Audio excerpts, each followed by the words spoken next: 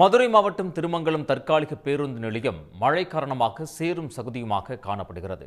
மேலும் விவரங்களை வழங்குவதற்காக செய்தியாளர் கணேஷ் பாபு இணைகிறார். கணேஷ் பாபு, விவரங்கள். நிச்சயமாக திருமங்கலம் பழைய பேருந்து நிலையம் 40 ஆண்டுகளுக்கு முன் கட்டி முடிக்கப்பட்டதால் தரைத்தளம் முதல் மேற்கூரைகள் வரை மிகுந்த சேதமடைந்து இருந்த நிலையில் தமிழக அரசு ரூபாய் 2,77,00,000 செலவில் பராமரிப்பு பணிகளுக்காக அந்த நிதியை ஒதுக்கி தற்போது கடந்த 10 தினங்களாக பராமரிப்பு பணிகள் நடைபெற்று வரும் நிலையில் அப்பேருந்து நிலையத்தை தற்காலிகமாக திருமங்கலம் விருதுநகர் சாலையில் உள்ள தெற்கு தெரு பகுதியில் தனியார் இடத்தில் 2 ஏக்கர் பரப்பளவில் தற்காலிக பேருந்தை அமைத்திருந்தது. அந்த பேருந்து நிலையத்தின் தரைத்தளம் மண் தரையாக காணப்பட்டதால் கடந்த 2 தினங்களாக இப்பகுதியில் பெய்து வரும் மழையின் காரணமாக பேருந்து நிலைய தரைப்பகுதி முழுவதும் சேரும் தகுதியுமாக காட்சி அளித்தனர்.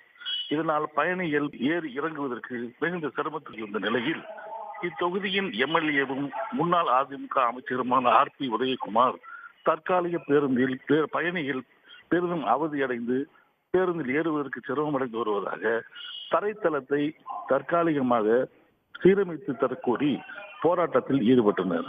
இதனைத் தொடர்ந்து திருமங்கலம் நகராட்சியின் நிர்வாகம் அப்பேருந்து நிலையத்தை சீரமைக்கும் பணியில் ஈடுபட்டு வந்தனர். இதனால் அதற்கு பிறகு போராட்டத்தை கைவிட்டனர். இதனால் அங்கு சிறிது நேரம் சலசலப்பு ஏற்பட்டது. கணேஷ் பாபு, தகவல்களுக்கு நன்றி. உடனுக்குடன் செய்திகளை தெரிந்து கொள்ள சன் நியூஸ் பெல் ஐகானை கிளிக் பண்ணுங்க.